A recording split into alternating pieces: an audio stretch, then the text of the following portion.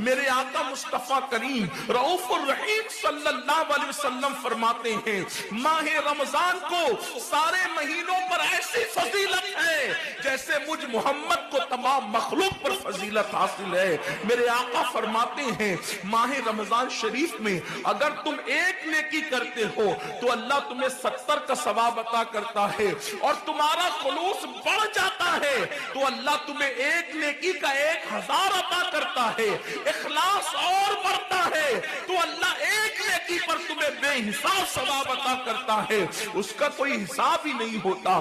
آقا کریم رؤوف الرحیم صلی اللہ علیہ وسلم فرماتے ہیں یہ ماہ رمضان کیا ہے؟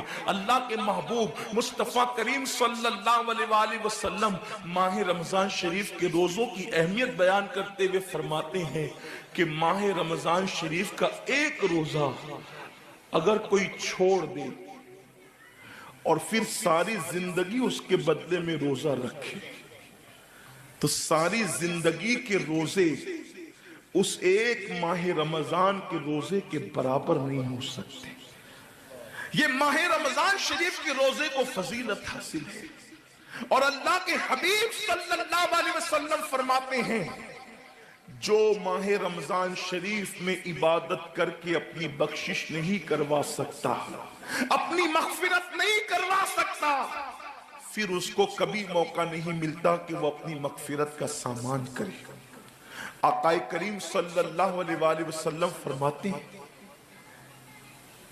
کہ سال بھر تک ماہ رمضان شریف کے لیے جنت کو آراستہ کیا جاتا ہے، جنت کو سجایا جاتا ہے، جنت کو سنوارا جاتا ہے، اور آقا کریم صلی اللہ علیہ وسلم فرماتے ہیں بڑی بڑی آنکھ والی حوریں اللہ کی بارگاہ میں عرض کرتی ہے میرے کریم ہمیں ان کی دلہن بنانا جو ماہ رمضان شریف میں تیری عبادت کرتے ہیں، ہمیں ان کے نکاح میں دینا جو ماہ رمضان شریف کی راتوں کو جگ کر کے تجھے منانے کی کوشش کرتے ہیں۔ آقا کریم صلی اللہ علیہ وسلم فرماتے ہیں اگر کوئی بندہ ماہ رمضان میں زنا سے بچے، شراب سے بچے، جھوٹ سے بچے، کسی کو تہمت لگانے سے بچے، اور ماہ رمضان شریف کا احترام کرتے ہوئے گناہوں سے بچے، تو اللہ تبارک و تعالی ہر رات کے بدلے، رمضان شریف کی ہر رات کے بدلے 100 حوروں کے ساتھ اس کا نکاح فرمائے گا۔ یعنی 30 راتیں ہیں تو 100 حوروں کے ساتھ اس کا نکاح ہوگا۔ اور آقا کریم صلی اللہ علیہ وسلم فرماتے ہیں ماہ رمضان شریف کا احترام جو کرے اور احترام ماہ رمضان میں جو لغویات اور خرافات کو ترک کر دے، جو گناہوں کو چھوڑ دے، زنا کو، شراب کو، جھوٹ کو، بہتان تراشی کو چھوڑ دے، آقا فرماتے ہیں اس رمضان شریف کا احترام کرنے والے کے لیے اللہ نے جنت میں ایک ایسا محل بنایا ہے، اس محل کا حال یہ ہے کہ دنیا کے سارے اولین اور آخرین یعنی آدم سے لے کر آخری آنے والے تک، انسان تک، اگر سارے اس محل کے اندر داخل ہو جائے تو بھی اس محل کی اتنی ہی جگہ وہ لیں گے جتنی کی بکرے کی ران آپ کسی مکان کے اندر رکھتے ہیں، تو بکرے کی ران کتنی جگہ گھیرتی ہے، بس تمام اولین اور آخرین اس محل کے اندر اتنی ہی جگہ گھیریں گے، یعنی وہ محل اتنا بڑا اللہ نے بنایا ہے، اور وہ محل صرف ان کے لیے ہے جو ماہ رمضان کے احترام میں گناہوں کو ترک کر دیتے ہیں، گناہوں کو چھوڑ دیتے ہیں۔ میرے آقا صلی اللہ علیہ وسلم کے پیارے دیوانوں، لیکن افسوس ہم اور دنوں کی طرح ماہ رمضان شریف کی راتوں کو ضائع کر دیتے۔ تاجروں کا سیزن آتا ہے تو تاجر پہلے سے تیاری کرتے ہیں کہ اس سیزن کے اندر میں نے مالدار بننا ہے، اتنا مال میں نے کمانا ہے کہ پھر میں نے سارے سال گھر میں بیٹھ کر کے کھانا ہے۔ ٹیلر لوگ تیاری کرتے ہیں عید کے موقع پہ اتنی محنت کریں گے رات دن کہ سال بھر اگر کوئی کسٹمر نہ بھی آئے تو وہ گھر بیٹھ کے آرام سے کھا سکے۔ کپڑے والے سوچتے ہیں کہ سیزن آئے گا، جو بھی سیزن ان کا آتا ہے اتنا کمائیں گے کہ سال بھر بیٹھ کے کھائیں گے۔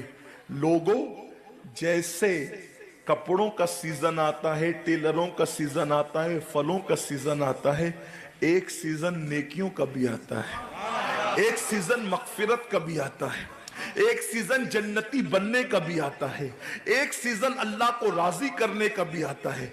अरे ये क्या कम है।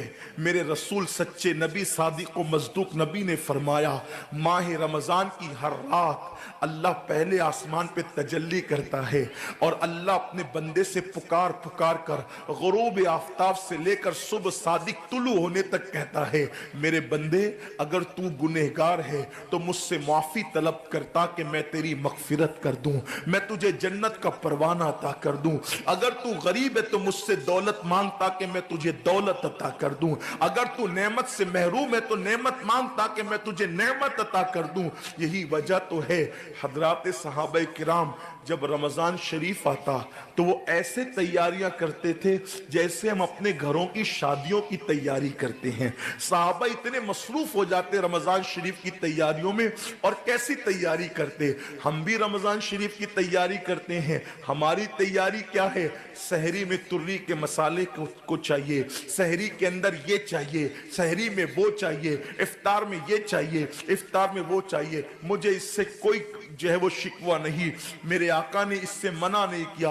हुजूर फरमाते हैं कि रमजान शरीफ में घर वालों का दस्तरखान वसी कर दिया करो, घर वालों पे ज्यादा खर्च किया करो, इसलिए कि जो घर वालों पे रमजान शरीफ में खर्च करता है अल्लाह उसको अपनी राह में खर्च करने का सवाब अता करता है। और फारूक आजम फरमाते हैं जो रमजान शरीफ में कुशादगी करे घर वालों पर अल्लाह उसे जिहाद में खर्च करने का सवाब अता करता है। मुझे इससे कोई शिकवा नहीं। लेकिन सहाबा की तैयारी क्या होती थी, जब रमजान शरीफ आता सहाबा अपने बिस्तर को बांध दिया करते थे। रमजान शरीफ आता तो सहाबा बिस्तर को बांध देते थे। क्यों बांध देते थे बिस्तर को? इसलिए कि अब सोना नहीं है, सोने की रातें 11 महीने की रातें हैं।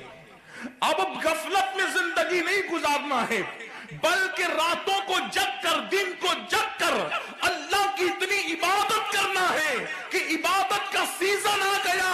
इसलिए कि अल्लाह के रसूल फरमाते हैं जिसने रमजान शरीफ पाया और इबादत करके अल्लाह को राजी नहीं कर लिया, ऐसा बंदा हमेशा अल्लाह की रहमत से दूर कर दिया जाए।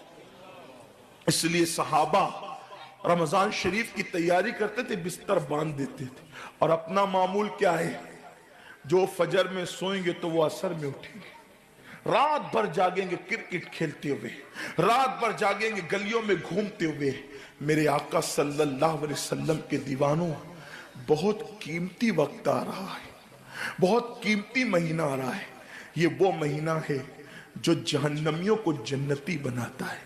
आकाए करीम सल्लल्लाहु अलैहि वसल्लम फरमाते हैं हर इफ्तार के वक्त अल्लाह 60,000 ऐसे जहन्नमियों को जहन्नम से आजाद करके जन्नती बनाता है जिनका जहन्नमी होना वाजिब हो गया था। और एक मकाम पे फरमाते 5 लाख जहन्नमियों को हर इफ्तार के वक्त जहन्नम से आजाद किया जाता है।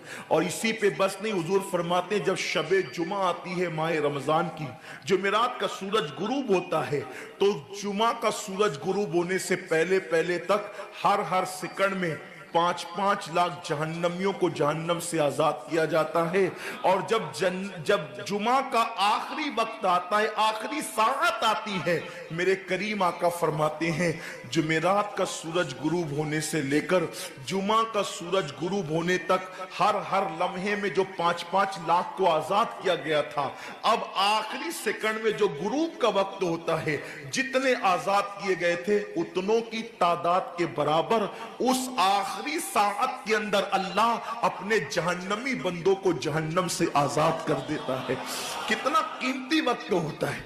इफ्तार का वक्त कितना कीमती है, सहरी का वक्त कितना कीमती है, लेकिन उस वक्त भी हम कहां लगे होते। अब तो लोगों ने टीवी चैनलों पर प्रोग्रामात शुरू कर दिए, दीनी प्रोग्रामात। मुझे दीनी प्रोग्रामात अगर टीवी पे नश्र होते तो उससे कोई इख्तिलाफ नहीं है, लेकिन आपसे ये अर्ज करना चाहता हूं कि दीन सीखने का भी कोई वक्त होता है। اگر آپ سحری کے قیمتی لمحات میں ٹی وی کا منہ پکڑ کر بیٹھے ہیں تو آپ دعا کب کریں گے؟ افطار کے وقت آپ واٹس ایپ پر لگے ہیں تو اللہ سے مانگیں گے کب؟ ساری زندگی سسکیاں لے رہے ہو، ساری زندگی تڑپ رہے ہو، اور جب مانگنے کا وقت آتا ہے، مصیبتوں سے نجات طلب کرنے کا وقت آتا ہے، ہم کہاں ٹائم ضائع کرتے؟